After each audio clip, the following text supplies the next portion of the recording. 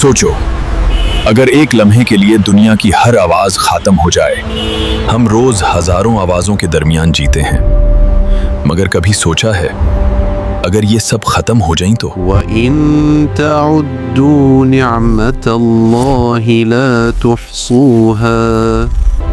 सोचो, अल्लाह ने यहाँ नेमत का लफ्ज़ वाहिद इस्तेमाल किया है, लेकिन जब इंसान एक ही नेमत के अंदर हजारों नहीं, लाखों नहीं, कुरान ने उसका ऐलान 1447 साल पहले कर दिया था। अल्लाह की नेमतें गिनना नामुमकिन है। आज हम अल्लाह की एक अजीम नेमत को समझने की कोशिश करेंगे, इंसानी कान, जो हमें दुनिया के हर आवाज सुनाता है। आवाज असल में हवा में पैदा होने वाली एक वाइब्रेशन होती है। जब आवाज हवा में सफर करती हुई इंसान तक पहुंचती है तो सबसे पहले इंसान का कान उस वाइब्रेशन को कबूल करता है और फिर ये वाइब्रेशन कान के अंदर सफर शुरू करती है। कान के अंदर 3 छोटी हड्डियां होती हैं। यह इंसानी जिस्म की सबसे छोटी हड्डियां हैं और इनका काम है आवाज की वाइब्रेशन को मज़ीद ताकत देना।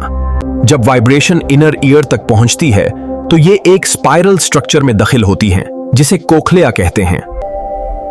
यहाँ हजारों माइक्रोस्कोपिक सेल्स वाइब्रेशन को महसूस करते हैं और फिर ये वाइब्रेशन इलेक्ट्रिकल सिग्नल बनकर सीधा इंसान के दिमाग तक पहुंच जाती है। इंसान का कान सिर्फ आवाज सुनने के लिए नहीं बना, यही निजाम इंसान के जिस्म का बैलेंस भी बरकरार रखता है। अल्लाह ने इंसान को बेशुमार नेमतें अता की हैं और उन नेमतों में से एक अजीम नेमत है सुनने की सलाहियत। अल्लाह ने इंसान को सुनने की सलाहियत दी ताकि वो सच को सुने और हक को पहचान सके।